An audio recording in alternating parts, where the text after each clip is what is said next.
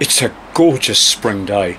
28th of October officially in New Zealand, Labour Day, sort of the day, it's the long weekend, the public holiday where we tend to say that right now we're into it. This is the beginning of summer. So to celebrate the beginning of summer, I'm going to the freezer. In the freezer, in here, I've got something that you wouldn't expect. I've got this that's been in there for the last 3 weeks. Let's go and see what it is. Probably not what you'd expect, because I'm going to plant it in here. Now I know it looked a little bit like a blood sample or a tissue that I've mopped up a mess with on my face after shaving. Looking like Norman Gunston, the little Aussie bleeder, who for a while was more famous than Borat. I skinned a strawberry, and what I've got here are the seeds off it, and I'm going to carefully transfer those into here. Don't quite know how I'm going to do it yet. First of all, I'm going to try the wetted pencil idea and see if I can pick up seeds with a wetted pencil. Yep, that'll do. Right, so what I'm going to do now is just place them on the surface, basically. Not even bury them, because hey, I'm a fully qualified strawberry transplanter now. I went to the University of YouTube last night and learnt a little bit about this. My God, it's hard to keep up with where I've done and where I haven't, because they're so tiny. But yeah, and why were they in the freezer? The reason they were in the freezer was to fool them into thinking that they'd gone through a winter. It makes them hardier. Listen to me, like I know all about this now. Yeah, it toughens them up, gets them ready for the big world. And you end up with a more robust plant that is much more likely to bear fruit than one that hasn't been through that procedure. Who'd have thought? Just like somebody I know who I'll never shower with, because she was born in Siberia and a cold shower is nothing to her. That's made her tough. What was I up to? Some of these cells are getting a couple in there, because hey, I'm a generous kind of a guy.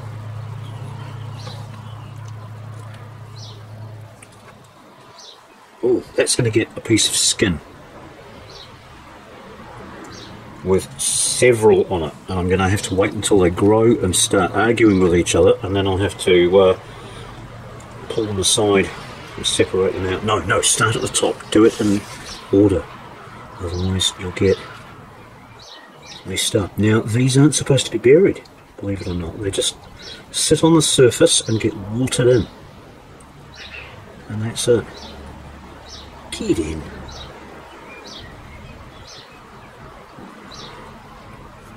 Farmer's market in the morning. When I've done this, I've got to go and pick some fruit and get things ready for the market, because it starts at sparrow's fart and I don't want to be doing stuff last minute. Do you think I should edit this and shorten it? Or are you happy with watching me faff about with tiny seeds? These are smaller than carrot seeds, actually, or celery seeds. They're really tiny. It's a lot easier doing it this way, getting the little pieces of skin with a few seeds on each one and just dropping them in. But it's worth it, because this year in New Zealand strawberry plants are $8 each, which is nuts. So here comes a couple of hundred for the total cost of not eating the last strawberry in the punnet. Look, there's probably way better ways than this. This isn't a how-to, this is just a how I did it. Don't be shy to drop a comment or two down below and let me know your fabulous ideas for transplanting strawberries from seed. There's all sorts of tricks for seeds. Some people soak them in colloidal silver. Some people soak them in hydrogen peroxide, which actually oxygenates the seed. It's a dope grower's trick, as far as I know, but I'm sure it's not just the cannabis growers that are doing it. I'm sure there'd be other people who catch on to these little things, like putting it in the freezer and making a more robust seedling out of it.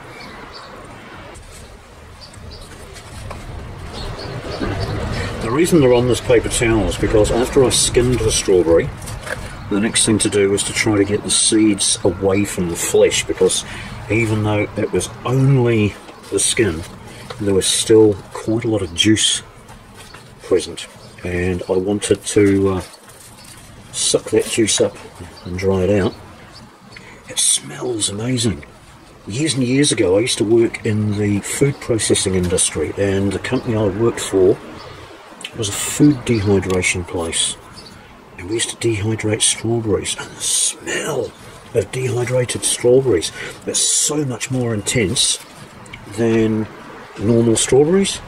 Normal fresh, it's so much more intense than normal fresh strawberries.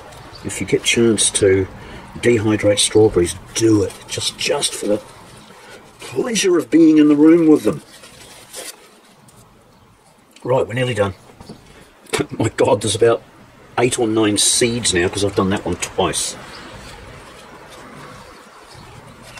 But that's alright, it's worked out well. There's not many left.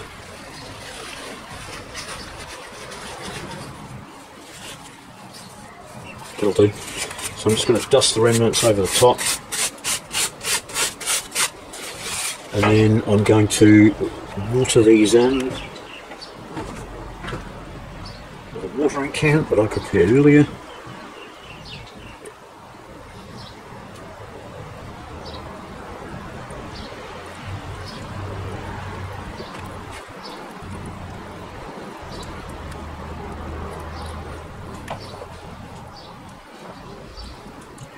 And I'm going to put these in a sunny spot in the garden. In 3 or 4 days I should have some tiny, tiny little plants.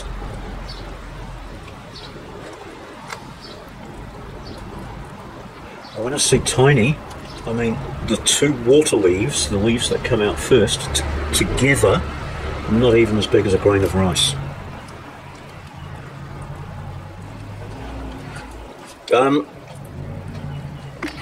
When the man in the YouTube video said water them in, he didn't say anything about them floating around on the surface. Most of these seeds are doing a little float, and they're not actually getting watered in. So it is an experiment. We'll just have to wait and see.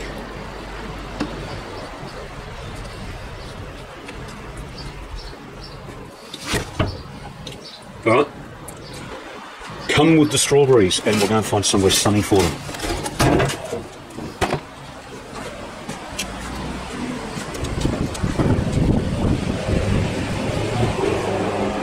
Yes, I'll rearrange this. And, oh no, they won't fit on there.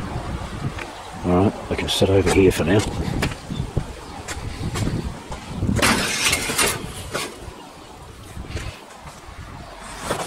Job done. Right, middle of the day here. Might go and have a little siesta now.